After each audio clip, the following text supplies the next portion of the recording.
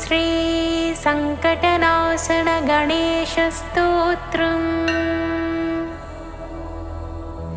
नारद उवाच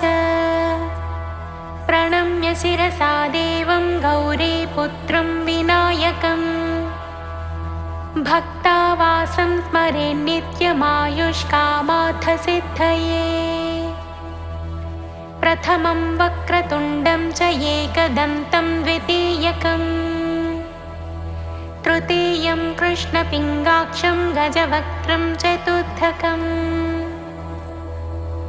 लम्बोदरं पञ्चमं च षष्ठं विकटमेव च सप्तमं विघ्नराजं च धूम्रवर्णं तथाष्टमम् नवमं भालचन्द्रं च दशमं तु विनायकम् एकादशं गणपतिं द्वादशं तु गजाननम्। द्वादशैतानि नामानि त्रिसन्ध्यं यः पठेन्नरः न च विघ्नभयं तस्य सर्वसिद्धिकरं परम्। विद्यार्थे लभते विद्यां धनार्थे लभते धनम् पुत्रार्थे लभते पुत्रान् मोक्षार्थे लभते गतिम्। जपेत् गणपतिस्तोत्रं षड्भिर्मासैः फलं लभेत् संवत्सरेण सिद्धिं च लभते नात्र संशयः। अष्टभ्यो ब्राह्मणेभ्यश्च लिखित्वा यः समर्पयेत् तस्य विद्या भवेत् सर्वा गणेशस्य प्रसादतः। इति श्रीनारदपुराणे सङ्कष्टनाशनं नाम गणेशस्तोत्रम्।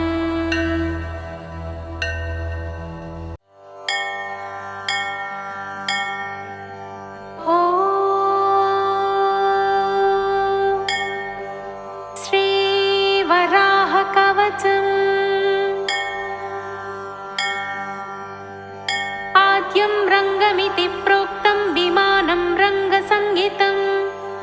श्रीमुष्णं वेङ्कटाद्रिं च सालग्रामं च नैमिषं तोयाद्रिं पुष्करं चैव नरनारायणाश्रमम्। अष्टौ मे मूर्तयः सन्ति स्वयं व्यक्ता महीतले। श्रीसूत उवाच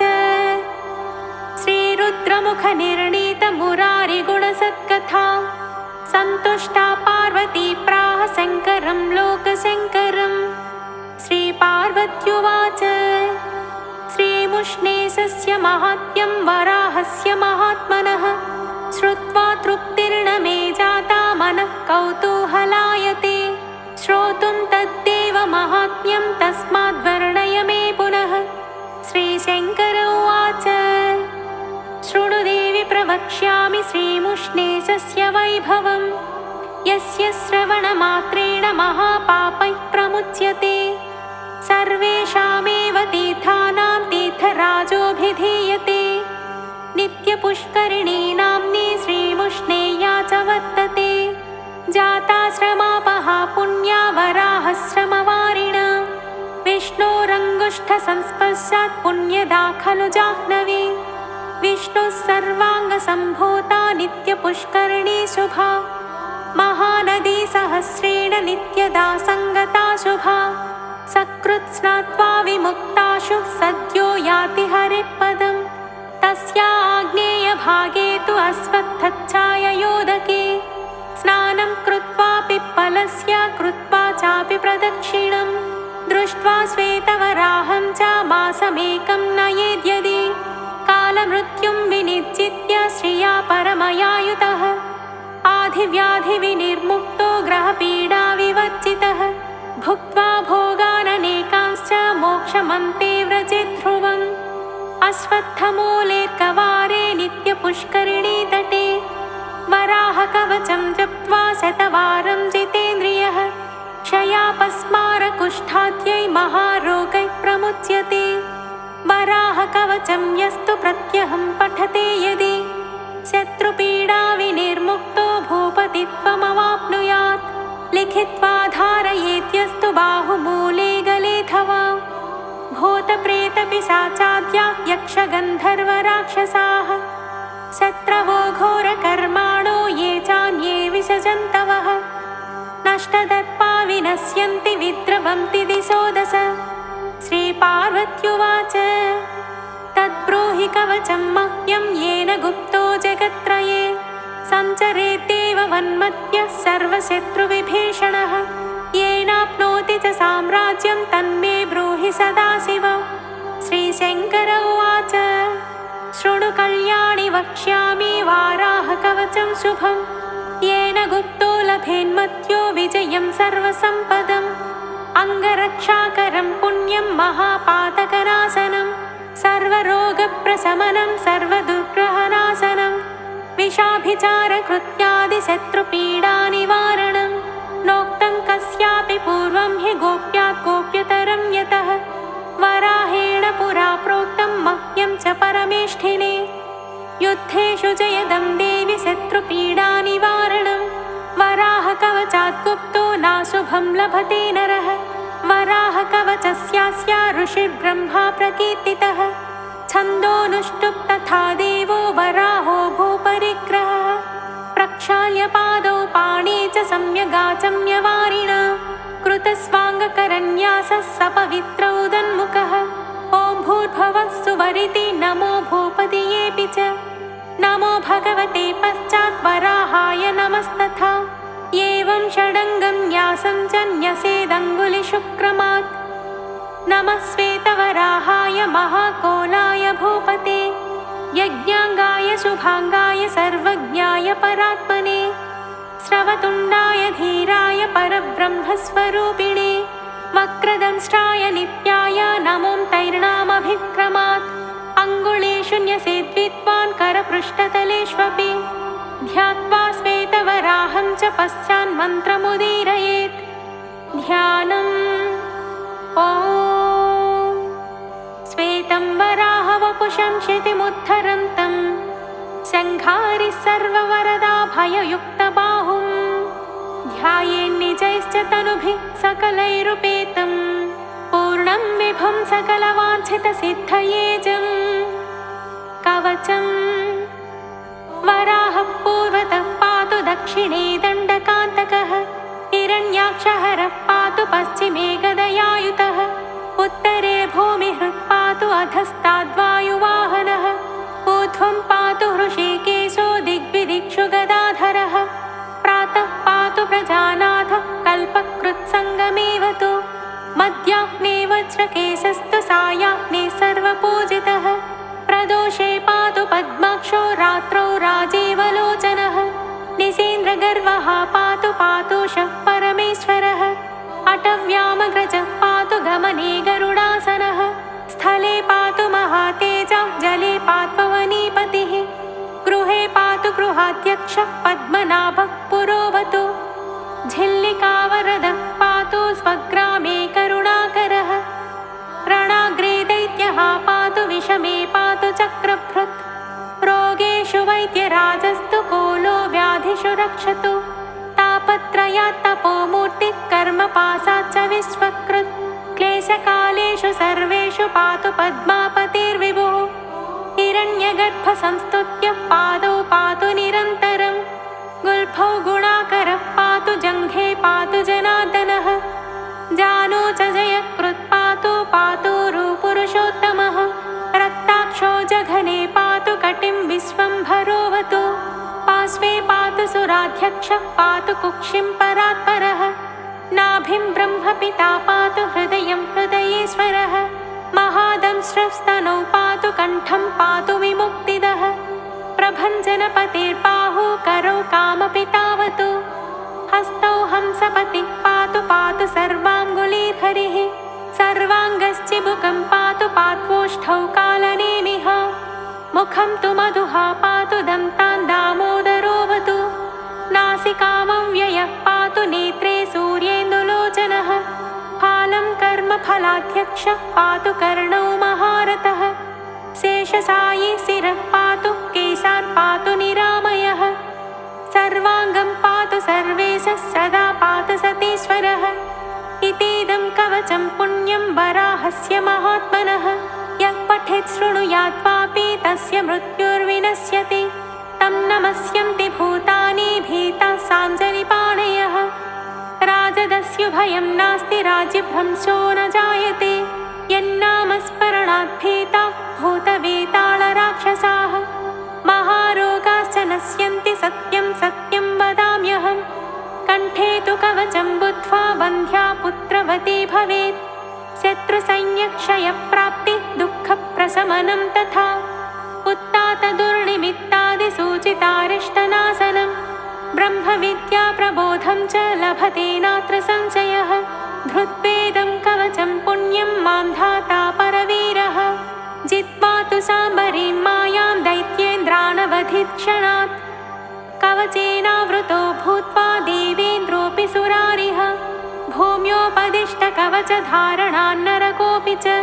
सर्वावध्यो जयी भूत्वा महतीं कीर्तिमाप्तवान् अश्वत्थमूलेर्कवारे नित्यपुष्करिणीतटे वराहकवचं जप्त्वा शतवारं पठेद्यते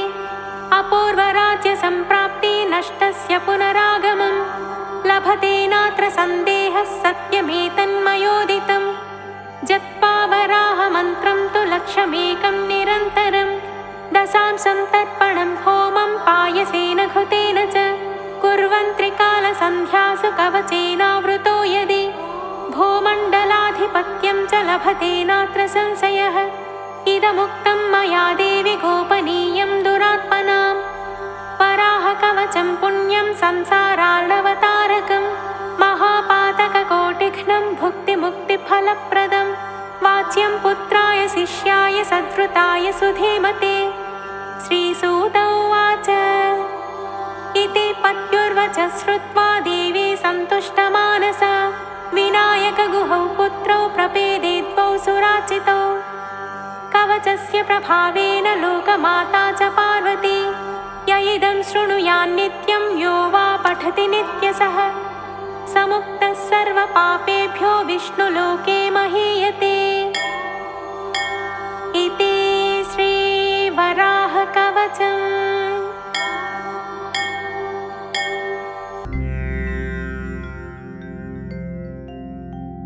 गजाननाय गाङ्गेय सहजाय सदात्मने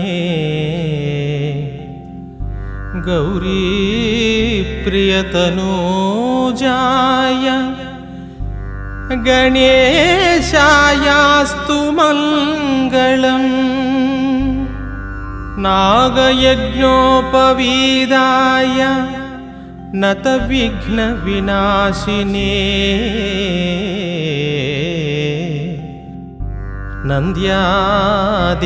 नन्द्यादिगणनाथाय नायकायास्तु मङ्गलम् इभवक्त्राय चेन्द्रादि वन्दिताय चिदात्मने ईशानप्रेमपात्राय नायकायास्तु मङ्गलम् सुमुखाय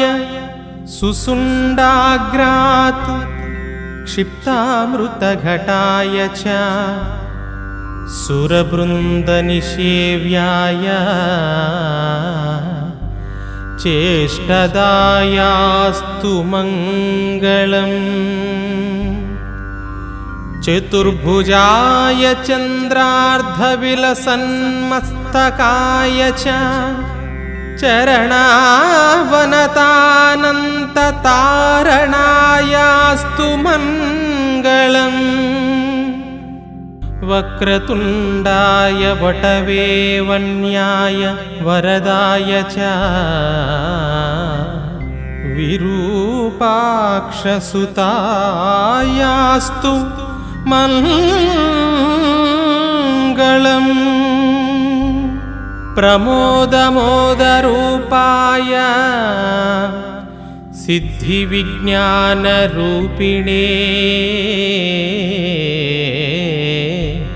प्रकृष्टापापनाशाय फलदायास्तु मङ्गलम् मङ्गलं गणनाथाय मङ्गलं हरसूनने मङ्गलं विघ्नराजाय विघ्नहर्तेस्तु मङ्गलम् श्लोकाष्टकमिदं पुण्यं मङ्गलप्रदमादरात् पठितव्यं प्रयत्नेन सर्वविघ्ननिवृत्तये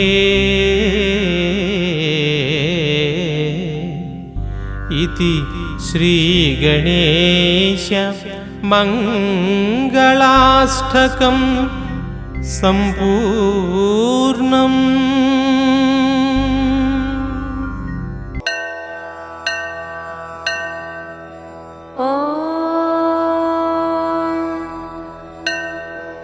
श्रीभूवराहस्तोत्रम् ऋषयवोचु जितं जितं ते जितयज्ञभावना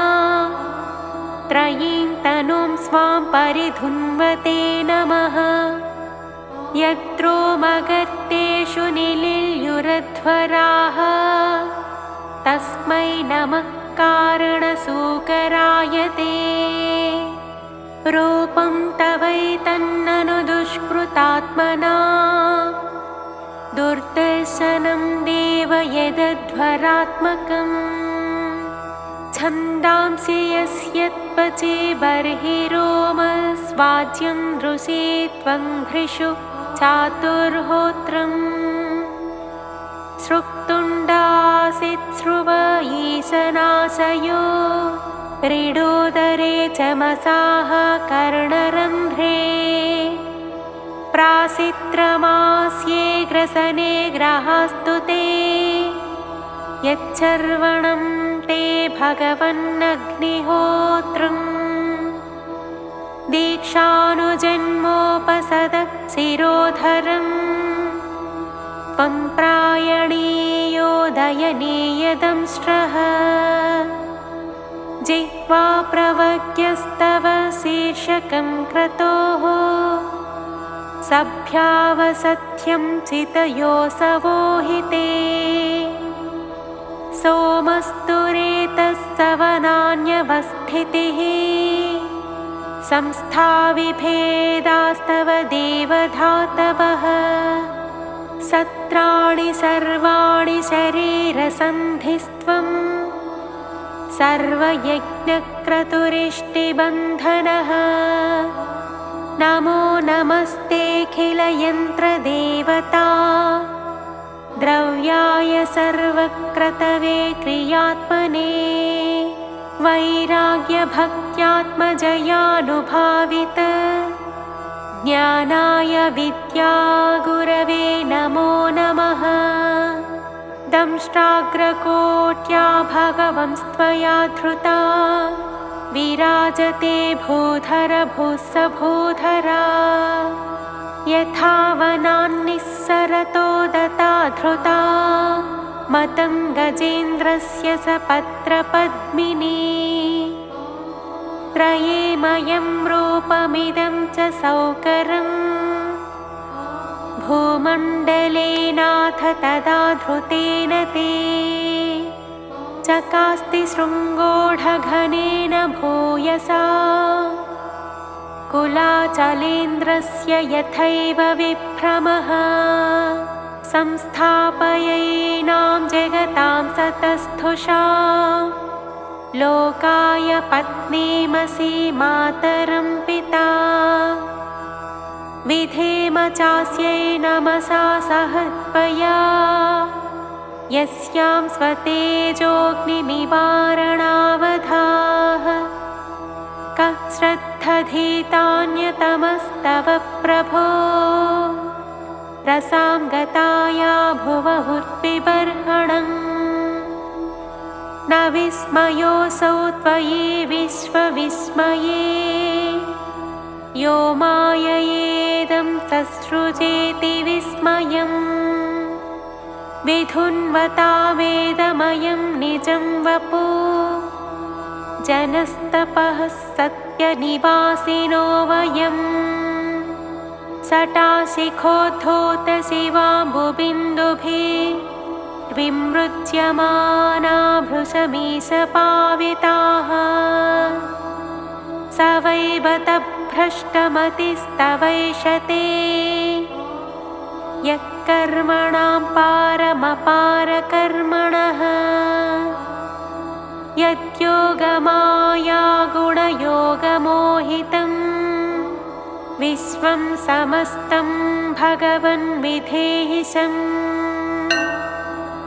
इति श्रीमद्भागवते महापुराणे तृतीयस्कन्धे श्रीवराह प्रादुर्भावो नाम त्रयोदशोऽध्यायः।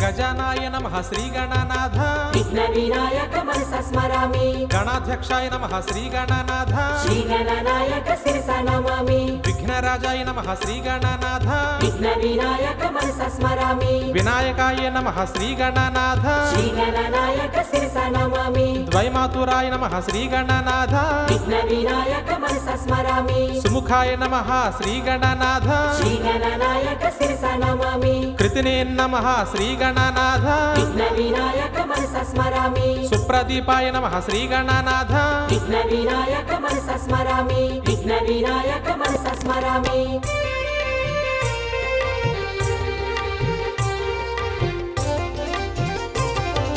सुखनिधये नमः श्रीगणनाथ विघ्नविनायक मनसा स्मरामि सुखनिधये नमः श्रीगणनाथ श्रीगणनायक शिरसा नमामि सुराध्यक्षाय नमः श्रीगणनाथ विघ्नविनायक मनसा स्मरामि सुरारिघ्नाय नमः श्रीगणनाथ श्रीगणनायक शिरसा नमामि महागणपतये नमः श्रीगणनाथ विघ्नविनायक मनसा स्मरामि मान्याय नमः श्रीगणनाथ श्रीगणनायक शिरसा नमामि महाकालाय नमः श्रीगणनाथ विघ्नविनायक मनसा स्मरामि महाबलाय नमः श्रीगणनाथ विघ्नविनायक मनसा स्मरामि विघ्नविनायक मनसा स्मरामि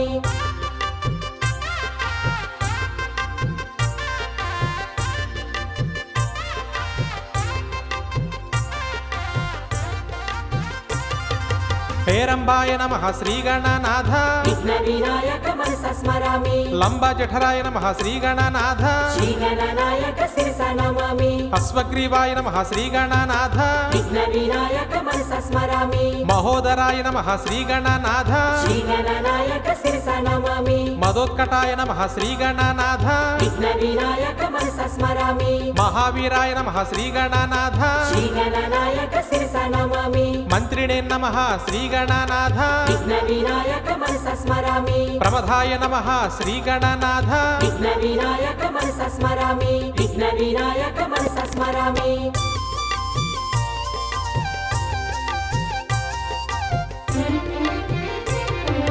प्रथमाय नमः श्रीगणनाथ विघ्नविनायक मनसा स्मरामि प्राज्ञाय नमः श्रीगणनाथ श्रीगणनायक शिरसा नमामि विघ्नहन्त्रे नमः श्रीगणनाथ विघ्नविनायक मनसा स्मरामि विश्वनेत्रे नमः श्रीगणनाथ श्रीगणनायक शिरसा नमामि विराट्पतये नमः श्रीगणनाथ विघ्नविनायक मनसा स्मरामि श्रीपतये नमः श्रीगणनाथ श्रीगणनायक शिरसा नमामि वाक्पतये नमः श्रीगणनाथ विघ्नविनायक मनसा स्मरामि शृङ्गारिणे नमः श्रीगणनाथ विघ्नविनायक मनसा स्मरामि विघ्नविनायक मनसा स्मरामि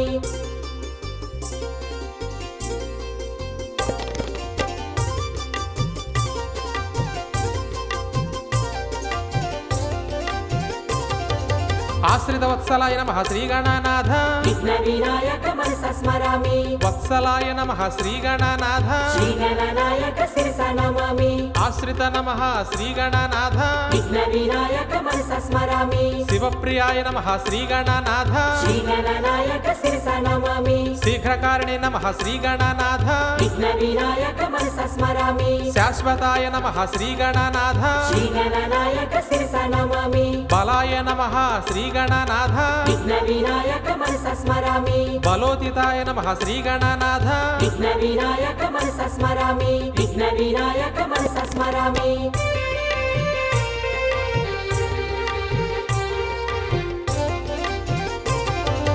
భవాత్మజాయ నమః శ్రీగణనాథ విఘ్నవినాయక మనసా స్మరామి పురాణ పురుషాయ నమః శ్రీగణనాథ శ్రీగణనాయక శిరసా నమామి ఉష్ణే నమః శ్రీగణనాథ విఘ్నవినాయక మనసా స్మరామి అగ్రగణ్యాయ నమః శ్రీగణనాథ శ్రీగణనాయక శిరసా నమామి అగ్రపూజ్యాయ నమః శ్రీగణనాథ విఘ్నవినాయక మనసా స్మరామి అగ్రగామినే నమః శ్రీగణనాథ శ్రీగణనాయక శిరసా నమామి మంత్రకృతే నమః శ్రీగణనాథ విఘ్నవినాయక మనసా స్మరామి సర్వాయ నమః శ్రీగణనాథ విఘ్నవినాయక మనసా స్మరామి విఘ్నవినాయక మనసా స్మరామి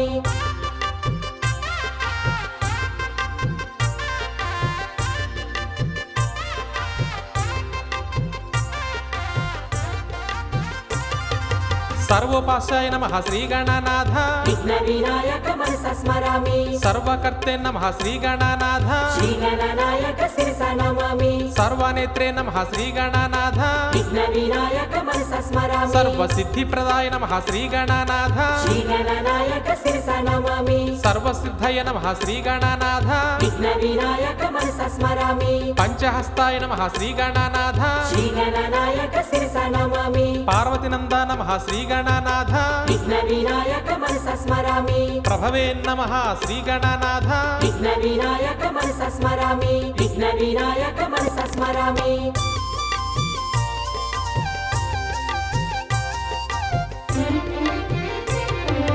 కుమారగురవే నమః శ్రీగణనాథ విఘ్నవినాయక మనసా స్మరామి అక్షోభ్యాయ నమః శ్రీగణనాథ శ్రీగణనాయక శిరసా నమామి ప్రమోదాయ నమః శ్రీగణనాథ విఘ్నవినాయక మనసా స్మరామి మోదక ప్రియాయ నమః శ్రీగణనాథ శ్రీగణనాయక శిరసా నమామి కాంతిమతే నమః శ్రీగణనాథ విఘ్నవినాయక మనసా స్మరామి ధృతిమతే నమః శ్రీగణనాథ శ్రీగణనాయక శిరసా నమామి కామినే నమః శ్రీగణనాథ విఘ్నవినాయక మనసా స్మరామి కపిత్తవనప్రియాయ నమః శ్రీగణనాథ విఘ్నవినాయక మనసా స్మరామి విఘ్నవినాయక మనసా స్మరామి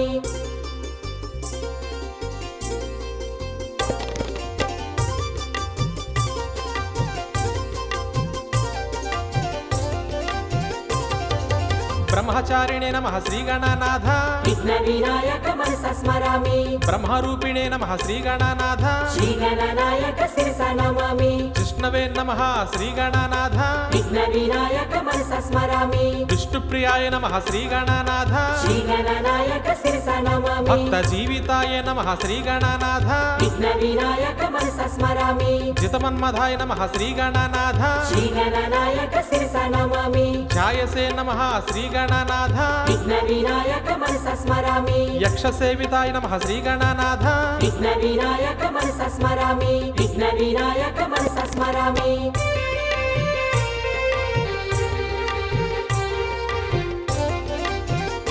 కిన్నెర సేవితాయ నమః శ్రీగణనాథ విఘ్నవినాయక మనసా స్మరామి గంగాసుతాయ నమః శ్రీగణనాథ శ్రీగణనాయక శిరసా నమామి గణాధీశాయ నమః శ్రీగణనాథ విఘ్నవినాయక మనసా స్మరామి గంభీర నినదాయ నమః శ్రీగణనాథ శ్రీగణనాయక శిరసా నమామి వటవే నమః శ్రీగణనాథ విఘ్నవినాయక మనసా స్మరామి అభిష్ట వరదాయినే నమః శ్రీగణనాథ శ్రీగణనాయక శిరసా నమామి జ్యోతిషే నమః శ్రీగణనాథ విఘ్నవినాయక మనసా స్మరామి భక్తనదయ నమః శ్రీగణనాథ విఘ్నవినాయక మనసా స్మరామి విఘ్నవినాయక మనసా స్మరామి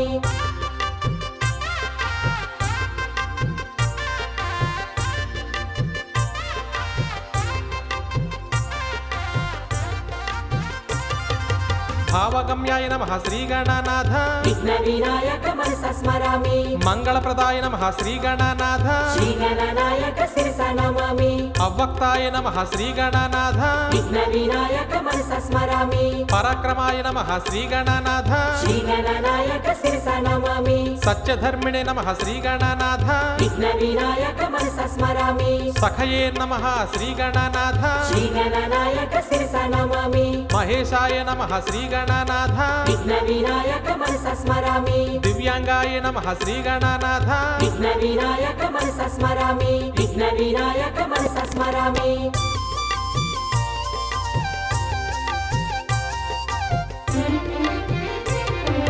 సహిష్ణవే నమః శ్రీగణనాథ విఘ్నవినాయక మనసా స్మరామి విఘాతకారిణే నమః శ్రీగణనాథ శ్రీగణనాయక శిరసా నమామి విశ్వకృషే నమః శ్రీగణనాథ విఘ్నవినాయక మనసా స్మరామి విశ్వరక్షాకృతే నమః శ్రీగణనాథ శ్రీగణనాయక శిరసా నమామి కళ్యాణ గురవే నమః శ్రీగణనాథ విఘ్నవినాయక మనసా స్మరామి ఉన్మత్త వేషాయ నమః శ్రీగణనాథ శ్రీగణనాయక శిరసా నమామి అపరాజితే నమః శ్రీగణనాథ విఘ్నవినాయక మనసా స్మరామి సమస్త జగదాధారాయ నమః శ్రీగణనాథ విఘ్నవినాయక మనసా స్మరామి విఘ్నవినాయక మనసా స్మరామి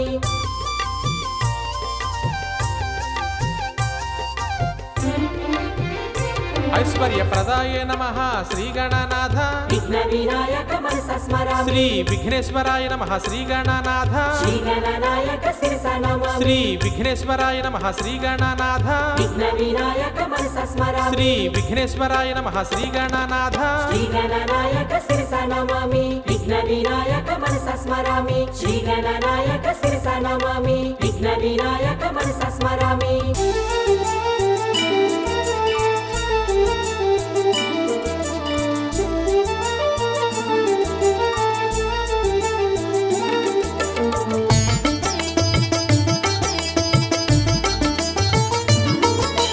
గజాననాయ పాహి మాం గణాధ్యక్షాయ రక్ష మాం విఘ్నరాజాయ పాహి మాం వినాయకాయ రక్ష మాం శ్రీగణనాయక పాహి మాం సిద్ధి వినాయక రక్ష మాం శ్రీగణనాయక పాహి మాం సిద్ధి వినాయక రక్ష మాం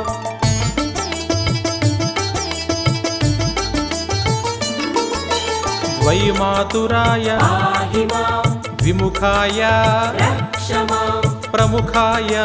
పాహి మాం సుముఖాయ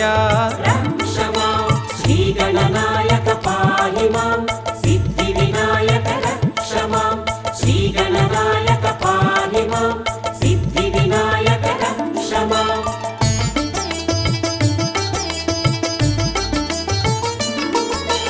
బ్రహ్మచారిణే పాహి మాం బ్రహ్మరూపిణే రక్ష మాం జిష్ణవే పాహి మాం విష్ణుప్రియాయ రక్ష మాం శ్రీగణనాయక పాహి మాం సిద్ధి వినాయక రక్ష మాం శ్రీగణనాయక పాహి మాం సిద్ధి వినాయక రక్ష మాం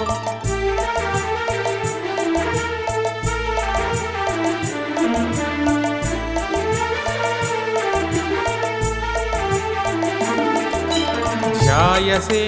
పాహి మాం గంగాసుతాయ రక్ష మాం గణాధీశాయ పాహి మాం ఐశ్వర్యకార రక్ష మాం శ్రీగణనాయక పాహి మాం సిద్ధి వినాయక రక్ష మాం శ్రీగణనాయక పాహి మాం సిద్ధి వినాయక రక్ష మాం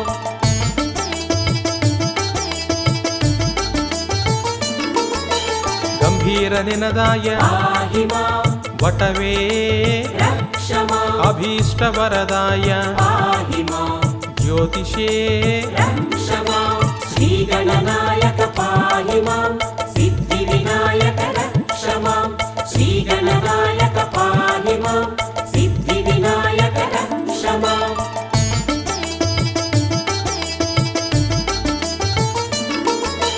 భక్తనిధయే పాహి మాం భావగమ్యాయ రక్ష మాం మంగళప్రదాయ పాహి మాం అవ్యక్తాయ రక్ష మాం శ్రీగణనాయక పాహి మాం సిద్ధి వినాయక రక్ష మాం श्रीगणनायक पाहि मां सिद्धिविनायक रक्ष माम्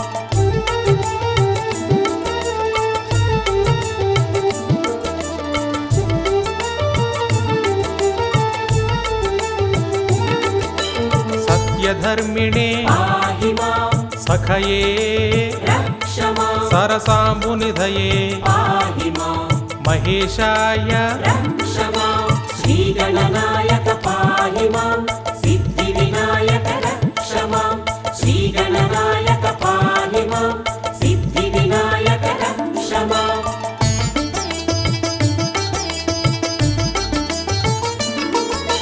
दिव्यांगाय पाहि मां सहिष्णवे रक्ष मां विघातकारिणि पाहि मां विश्वगृशे रक्ष मां श्रीगणनायक पाहि मां सिद्धिविनायक रक्ष मां श्रीगणनायक पाहि मां सिद्धिविनायक रक्ष माम्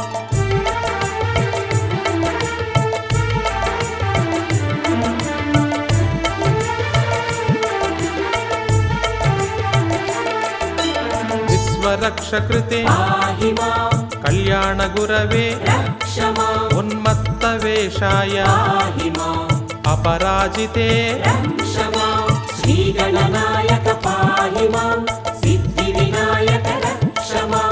श्रीगणनायक पाहि मां सिद्धिविनायक रक्ष माम्